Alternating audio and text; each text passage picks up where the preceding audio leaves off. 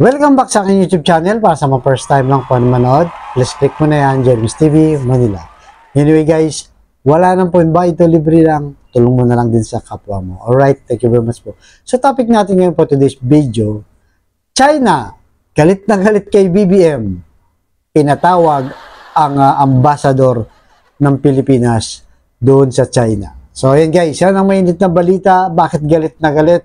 Kasi nag-congratulate itong si Pangulong Bongbong Marcos sa bagong nanalong presidente ng Taiwan na itong si Lai Ching-te. Yan guys, kasi nung nakaraang Sabado lang, nagkaroon ng election dyan sa Taiwan at nanalo itong si Lai Ching-te na anti-China talaga. So nagagalit ang China kasi nga naman sinasabi nila na ang paniniwala kasi nila na ang Taiwan ay parte lang ng kanilang bansa o parang probinsya lang.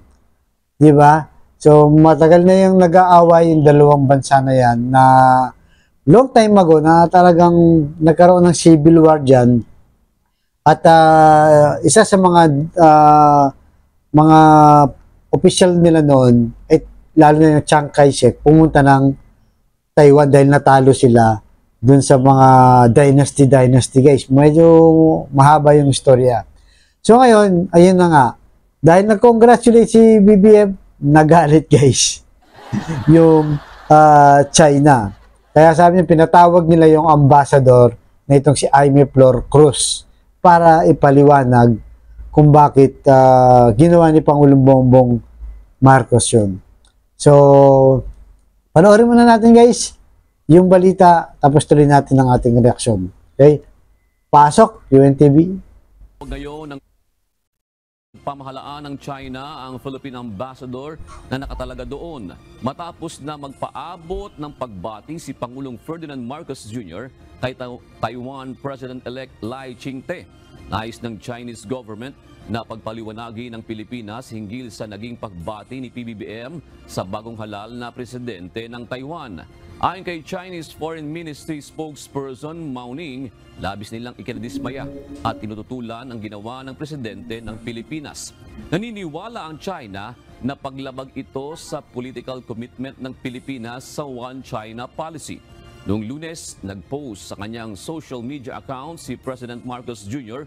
kung saan binati nito sa kanyang pagkapanalo si Taiwan President-elect Lai Ching-te at sinasabing umaasa siya sa pagkakaroon ng close collaboration sa opisyal. So yun guys, napanood nyo, di ba? Galit na galit talaga yung China kasi nga gusto nilang umiral yung One China policy na sinasabi. Kaya nga tayo guys, wala tayong ambassador dyan sa Taiwan. Ang meron tayo dyan ay yung MECA lang. Yung ibig sabihin nito yung Manila Economic Cultural na opisina ng gobyerno. Ang ambassador natin ay nasa China. Yun guys. Siyempre guys, kung titingnan natin, wala namang masama, di ba, sa mag-congratulate. Actually, hindi lang ang ating Pangulong Bongbong Marcos ang nag-congratulate dyan sa Taiwan. Nandyan din yung Singapore, yung Japan, US, at mga iba-ibang leader ng bansa nagpaabot ng congratulations. Ito naman kasi China, di ba? Masyadong sensitive, di ba?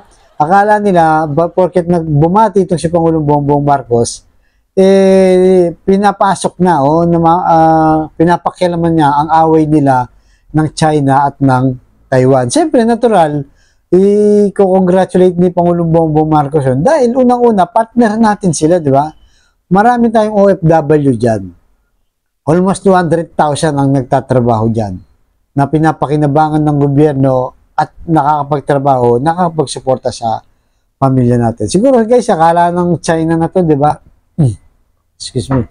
Akala ng mga China na to, si Digong pa rin ang presidente na alam nila, kayang-kaya nila. Pero iba na, di ba? Iba na yung presidente natin ngayon. Kaya hindi na po pwede yung sinasabi nila. Kaya tama guys, tama yung ginawa ni Pangulong Bongbong Marcos na babatiin lang naman, di ba? Hindi porket binati mo, nakikialam. Tignan mo yung mga Chinese na to, di ba?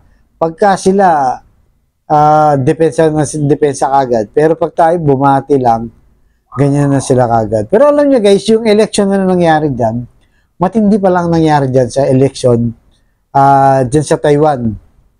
So, unang-una guys, itong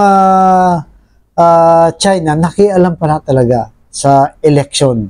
Talagang ginagawa nila guys, may pagkahalintulad dito sa atin sa Pilipinas. So, una, yung local narratives nila.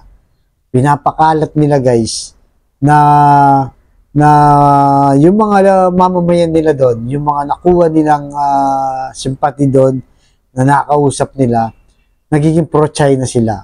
At dinidepensa nila yung China para nga sa Taiwan, bumalik sa China. Ganun pala ang ginagawa nila. At bukod doon guys, isa pa sa mga naging ang ginawa nila ay pinupundoan din pala nila yung mga local official doon. Di ba? Parang pareho lang dito, di ba? Mayroong mga official dito sa atin na alam natin. Guys, na maka-China talaga.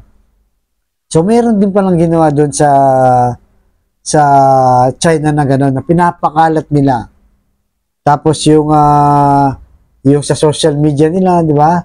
Pinagtatanggol yung China, kailangan talaga magpagkasundo na yung Taiwan at pasakop na sa kanilang bansa. At meron din mga influencer, mga vloggers din na nagpunta mismo ng China para ilibre, di ba? I-training at pagbalik dito sa Pilipinas ay meron na silang daladalang pro-China narrative. So parang dito, di ba guys, na vlog na rin natin, may mga influencer, mga vloggers na pumunta ng China guys. Nag-training doon almost 2 weeks. Di ba? 2 weeks. Nag-training doon. Na ano na natin yan guys na vlog. At ganoon din ang ginagawa. So pareho-pareho pala sa atin guys. Kaya ito yung ginagawa nila ngayon ng China ngayon, pwede nilang gawin sa atin sa 2028. So, alam naman natin, di ba guys, kung sino dyan mga official, lalong-lalo na nung panahon ni Duterte, talagang open book naman yan, maka-China talaga siya. Hindi lang siya guys, napansin nyo rin ba, di ba, at kumakalat na sa social media, na itong si Inday Sara, di ba, wala siyang statement against sa China. Kaya binuli na tayo, binomba ng tubig, binangga na yung mga barko natin, wala siyang statement. Naglalabas siya ng statement pag anniversary ng China. Tapos, di ba, nagmamandarin pa siya, inaaral pa niya, minumemorize pa niya. So, dito natin makikita na yung ginawa sa Taiwan, guys, pwedeng gawin dito sa atin. At ginagawa na nila actually. Ngayon pa lang, di ba, may mga Pilipino, kapwa Pilipino tayo, pinagtatanggol ng China. Kaya nga nagalit si Bronner, di ba? At saka yung si spokesperson ng Philippine Coast Guard, guys, di ba? Itong si Jay Tariela. Sabi na may mga trader na Pilipinong pinagtatanggol ng China. Ganun din palang ginawa nila sa Taiwan. Kaso guys, ang problema ng China, hindi naniwala ang mga Taiwanese. Nanalo pa rin itong si Lei Ching-te na bagong presidente. At ang pinalitan nito guys, kasi ito vice president to dati. Ang pinalitan nito yung babaeng matapang, di ba guys? Yung babaeng matapang na lumalaban sa China. At ang kabibiliban mo rito, yung mga tao dyan, talaga namang nanindigan. Gusto nila ng freedom, kalayaan at demokrasya sa kanilang bayan. Ayaw na nilang pasakop sa China na komunista na pag gusto ng gobyerno, yun ang ginagawa. Wala silang kalayaan. Kaya ngayon, sana ang ating bansa, ganun din guys. Magkaisa tayo. Di ba? Pagdating sa West Philippines, na atin yan. Ang nakakalungkot, kagaya ng sa Taiwan, may mga locals o mga kababayan tayo at mga official daw, guys, na sumusuporta sa Taiwan ay sa China, di ba? Para ikalat na sila yung tama at mali ang kanang Taiwanese sa president na ngayon ay nahalal at talagang magkakaproblema daw sila. So sana sa atin guys, ganun ang gawin natin. Dito sa ating bansa, ipaglaban natin, huwag tayong papatalo dyan. Sa mga kababayan natin, yung mga, sabi nga ni Jay Tariela, mga trader, di ba? Ng mga kumakampi. sa mga China, di ba? Na malinaw naman, di ba? Nakita nyo naman, di ba? Nung may mga vlogger na nung binangga yung ano natin, yung bangga natin, sa kanila, iba. Ang bumangga, ang Pilipinas. Ang nagkat ang Pilipinas, di ba? Saka naman nakakita, ang liit ng bangga mo, babanggahin mo yung barko ng China na napakalaki, di ba? Common sense lang yun eh. Pero yun pa rin ang kanilang pilit na pinapalabas. So kayo guys, malaya kayo. Ano sa tingin nyo? Di ba? Mali ba ang ginawa ni Pangulong Bongbong Marcos na i-congratulate ang Taiwan? At sa tingin nyo, kaya rin ba natin labanan to? Itong mga Chinese na to? Kagaya ng ginawa ng Taiwan na nanindigan sila guys para sa kanilang bayan, para sa demokrasya at kalayaan. Pero sa atin, iba naman, di ba? Teritoryo natin na malinaw naman na sinasabi ng United Nations Convention Law of the Sea, atin yan. Dahil exclusive zone natin yan, sakop ng 200 EEC miles, di ba? So, kayo guys, so tuloy-tuloy lang tayo guys, labanan natin yung mga makapro-China ng kapwa Pilipino natin na pilit pinagtatanggol ang China. Alright guys, hanggang dito na lang po, abangan yung susunod kong vlog. Thank you very much po.